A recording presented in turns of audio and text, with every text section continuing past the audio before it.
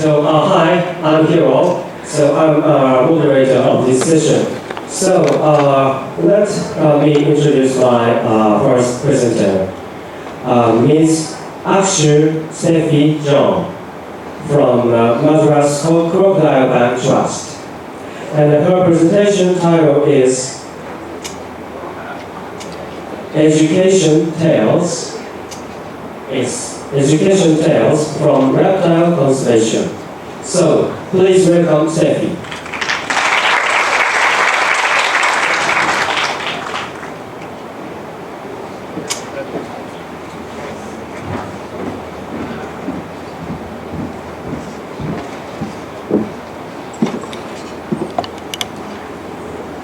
Hi everyone.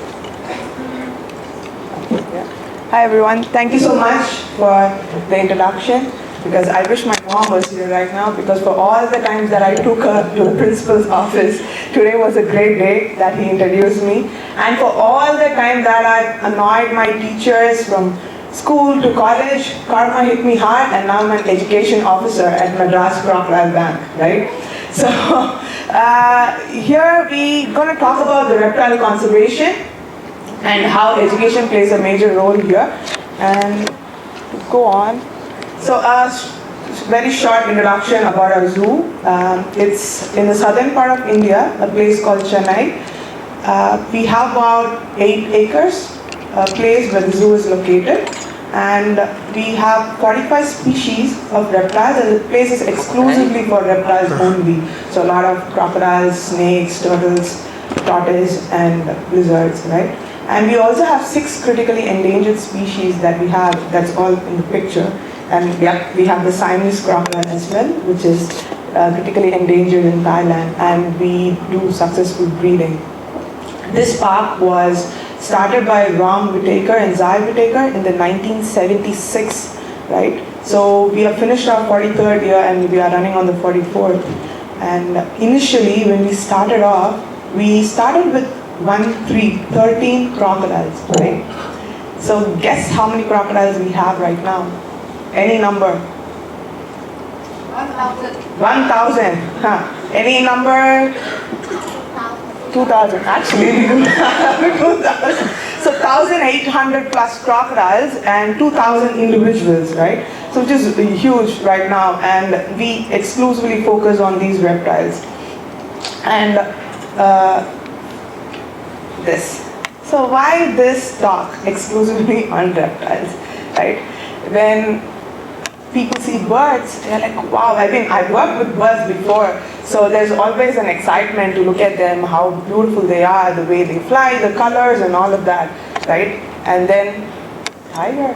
So it's majestic, people get excited to look at them, the rush that gives them when they look at the tiger, that's just wow. And then comes this guy. So, this I face every day in my park. So when I do park work and reaction from people, right? Kids is like, why is it not moving? And they make noises as well, as if they're going to respond. And then adults looking at it, just staring, just looking, hopefully they would make any sort of movement or growl at them or something. And then finally, just walk away. Too much of disappointment. I understand they look like they're on vacation every day, these crocodiles, but they also have their movements, not every minute in the day, but just once in a while they also have their own fights or growling and all. So breaking this wall of boredom from the people is the first challenge that we have there, because they're like, it's not doing anything. It's just there. Is this a statue that you have inside? Or is it dead inside? So these are all genuine questions that was asked to me when I do the park work. So to breaking that sort of boredom and that sort of thought process is the first challenge we have, right? So our park has about 5 lakh visitors every year, and in that 1,80,000 are students, college, school, and then 1,500 are teachers who visit. So according to it, we have different categories of education programs that takes place, right? So the first one, the student zone. We bring out animals so that they get to see it. and realize how important they are. And they are like any other animals. They can feel, they can sense things. All those are brought towards kids, especially students, school students, college students, right? And then we have a mixed group. So it's just general visitors. I believe if you have the interest to learn, age is not a matter at all. So any age group above, we usually put programs for about 4 years. So anyone can join in to learn more about it. And then it can be a one-day program, half-day, or 2 hours program, depending on the interest that they have. They come and join in and go around the park, learn about these animals. Then we have a volunteer program, which is 18 plus. And these are people who come from college, during their summer breaks or winter breaks, theses. They get to work on one specific topic to collect data. So for example, dive duration of gharial. So they go record about it, learn about it. At the end, they get to do a presentation as well. And it is also other activities like park work, egg collection during breeding time, animal husbandry, feeding. And you see that place full of meat, that's like 700 kilos of meat that comes on alternate days. And people have to just shovel it all up and throw it in that. And the reaction that the volunteers get on the first day that they get to do this, that's just priceless. And I just have to go, and every first time when they do it, I would go and look at them just to see what reaction they give, right? And then comes our snake bite mitigation, category 3. So we started this in 2016, right? And it's really important because every year 60,000 people die because of snake bite in India alone. And it's not in the forest or something, it's in your regular day-to-day houses, or when you're working in field, usually farmers get affected because of that. And in the picture, that's our founder, Ram Mitigation, who's giving a talk to the government schools that are coming in. That board is inside our park, so anyone that walks by get to know about it. It's just general information on the do's and don'ts. And what do you do when you look at a snake? Definitely not take a selfie with it. The snake is there and they just go like that, and they go like that and they take the selfie. So try not to do all those things or something that we tell them, because out of excitement people just do that first. And in India there are up to 300 plus snakes there, but we call the big 4, that is those are the 4 species. If anyone gets bit, it's one among those 4. So it's better to learn about those 4 than going about the other 300 out there. So we talk about those 4. They're the spectacled cobra, the Russell viper, saw-scale viper, and the common crate. So all these talks happen. And then it's one thing to talk to people, but it's another thing when you bring out an animal, right? So that and experiential learning, that always sticks with them. So the next one is a video that I'm going to play. It's I'm carrying an Indian rock python with me. It's a park walk that we do every weekend, twice in a day as well, right? And after, you can see that video, and I will give a small explanation of that.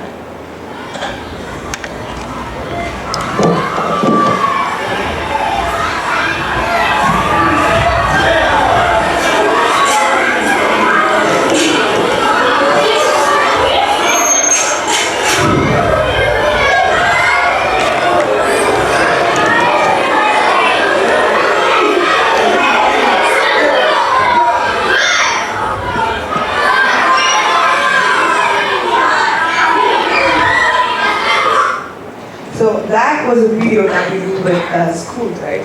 Did you see the teacher that went all the way like that? Yeah? So the second one is to break the fear of these animals, right? And it's back home.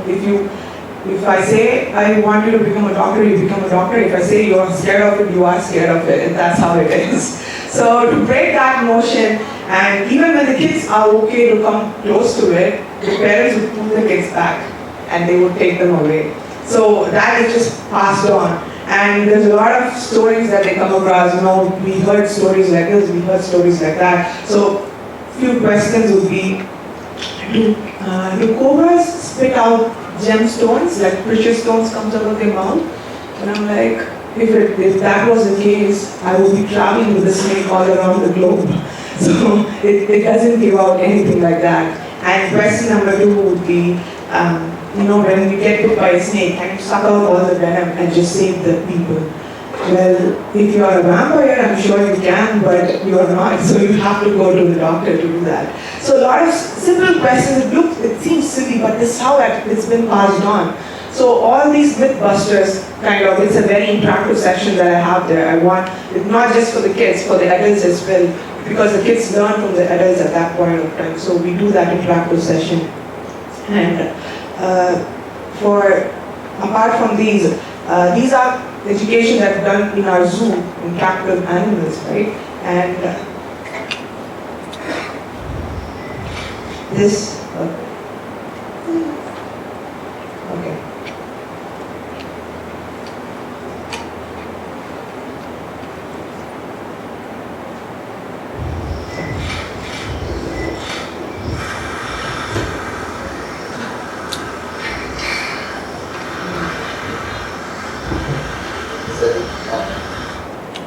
So that is, we do early morning snake walks with, off field, going around and talking about it. This just gives them an experiential learning outcome so they can go and share with their family, friends, neighbors, so what it is all about. And you see that person who's holding the snake in the picture down there, right? And his name is Kali, and he is from a community called Virula, which I will be talking about at the end of this session. And he's holding a sugar cane bag with him. And the snake that you saw, any idea what snake it is? The one in the video? It is a viper. It's a saw-scale viper. So it is the smallest among the big 4 that we call, right? And so all these talks, we start this early morning, 5:30, and just walk around the field. And he's just pro in it, Kali that I mentioned, right? And all these programs, all these is just for conservation to sustainable education, breaking the wall of boredom, breaking the wall of fear, and then knocking on the door of curiosity is what we focus on. So once that curiosity sparks in, that's when everyone starts getting interested. It's like, oh, well, I heard something about that, let me go, check that again, or let me join this program to learn more about it and stuff, right? So apart from these, not only on education through zoos, the captive animals, but also we have programs on our field station. So we have the field station number 1 is Agumbe Rainforest, which is the Western Ghats. A lot of project goes on, but currently we're focusing on king cobra, telemetry of king cobras, right? And then we have the Real Ecology Project, which is the northern part. So these 2 are our field station, and when we come to the Agumbe, so this is rescuing a king cobra from the Agumbe village, one of the kitchen. You can see the kitchen, all those vessels there. And that is Mr. Alayagiri, who's our field director, rescuing the snake from there. And then, of course, after rescuing, there's always a talk with the community. Why it is there, how it is, the reason why they're inside your house, how do they help us in the ecosystem, and the reason why you have to call a rescuer instead of you going and directly handling the animal, right? And this is a picture. I mean, I understand the cobras, there are 2 cobras there, but I want you guys to focus on the one behind, people standing behind and looking at it. That's just one step ahead with all these education. In India, people, they worship snakes, but at the same time, they have a complicated relationship. They go and kill it off and throw it again. So it's just relationships, it is complicated, I would say. So it's something like that. And that is good step to go forward, that people are giving the space, not going and screaming or not killing the snakes, right? And this should be the video. It's a compact, very compact video that we have. Right? I think it says. And then we have volunteer programs there as well. So currently we have 2 snakes where we do telemetry work on. So we 18 plus again volunteers here. They come over from all parts of the world and do 1 month program. So they volunteer for a month, they do telemetry project, at least 10 feet distance with the king cobras and tracking them, taking down GPS to see where their distribution is and what sort of habitat they prefer the more and so on. Right? And then our Gharial Ecology Project, 10 to 15 years back, the population was 100, which is nothing though. But now it is 1,000, little more than 1,000, but still compared to those years, it's doing pretty good. But still they are critically endangered. And this is a male Gharial. Anyone knows how to figure out if it's a male or a female in a Gharial? Yeah, the round thing. The Gharial, they call it, the very tip. So this, only the male has it, the female does it, and this is the only species you could figure out if it's a male or a female by the look of it. And they get that Gharial after 10 years of maturity, right? And that is a nursery pool that the male is taking care of all the baby Gharials there. So it's, we do a lot of education programs and telemetry work there to see how the distribution goes. And all these sort of programs, all those work that goes in, I would say this is something that it's not a long-term or a short-term goal, but it's an everyday role that we face. As being an educators, we might talk the same thing over and over again with the animals, but the people that come in every day are new, and there will be a lot of new questions which is shot towards you, and that time you would think like, I never thought about this way, and you get to learn. So it's an opportunity for you to learn as well, and making them understand and getting them, a little bit open towards reptiles is something that we work on on an everyday basis. Everyday park work happens. So all for that. And the success story that I want to talk about, the Irulas, right? Do you guys remember the guy that was holding a Chatakinback snake? So before the 72, the Wildlife Act was passed on 1972. Before that, they skin the snake, sell it out, or they eat it as meat, right? That's what their livelihood was completely based on. And now, this is how they are. They are inside Croc Bank and Madras Crocodile Bank. And they just turned their life completely towards conservation when their life was dependent on it. So it's just they were able to do this, and I'm sure that we can also turn our things towards conservation of these things. And now they extract venom from all these big forest snakes and then supply to different parts so that anti-venom can be created. And all those spots, do you see all those small spots there? So each one has about 1 or 2 snakes inside it. And they give educational talks as well. People look back at them and they speak really good English too. And so all that talks are happening with that. And and given the education talks, it's up to us, the educators, to make people understand why things are happening. One scenario that I would say is, there's the recent trending that was going on, the climate change that was happening, right? So when I was giving a park talk, I was asking, do you know why you're doing it? It's like, no, it's trending, so we just put it up, take pictures and put it up, climate change. But they didn't know that these reptiles, their future depends on this climate. I mean, I'm sure they don't have Facebook account or voice to talk about it, but their eggs, the sex of the egg depends upon the temperature change. If it's too cold or too hot, they turn out to females, and if it's anywhere in between, then it's male. Now, if the planet is completely hot, all to be females, and 10, 20 years later, then what? I mean, it just goes away, right? So I'm sure they can incubate in zoos and keep it going, but I'm sure that it is as important as to have it in the wild as well. So these are talks given to them, making them understand this is what we're facing and opening their mind, a little more towards it. And any questions, I'll be happy to take. If I'm able to answer your question, I can be very proud of myself. If I'm not able to answer your question, you can be very proud of your question. So this or that, we all learn. So either now or anywhere when you see me around, you can always ask me questions regarding this.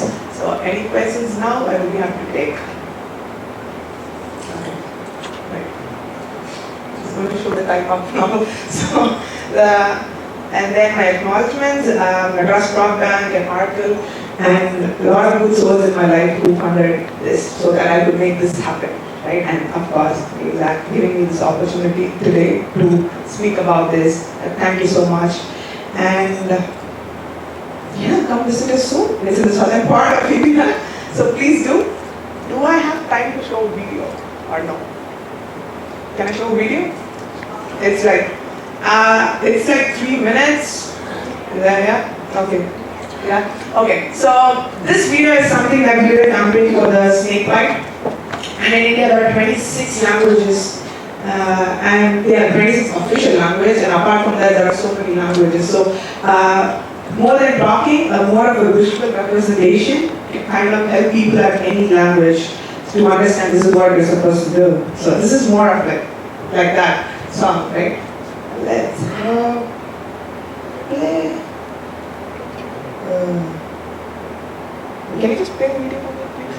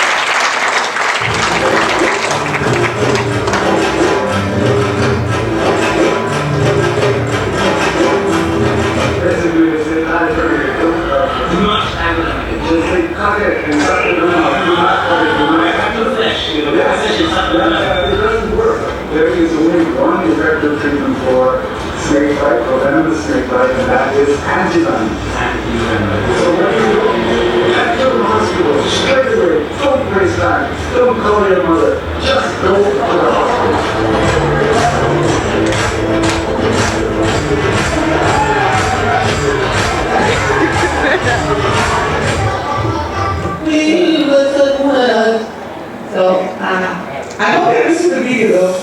Yeah? Right? So this is what we're trying to put it forward. I understand the education thing is something. When I was young, I wasn't a fan of education, to be honest. So, but people working throughout the week, going to schools, college, and they have their workspace, and during the weekend they want to have fun, At that time, we bringing out education to be very serious is something that people back off. So education should be more fun, and not everyone would like to go in a particular way of, learning. So we kind of cover all zones. Like visual representation that people understand no matter where they are. And this is available on YouTube as well. So you can do all those dances and put it up. Thank you so much for the opportunity.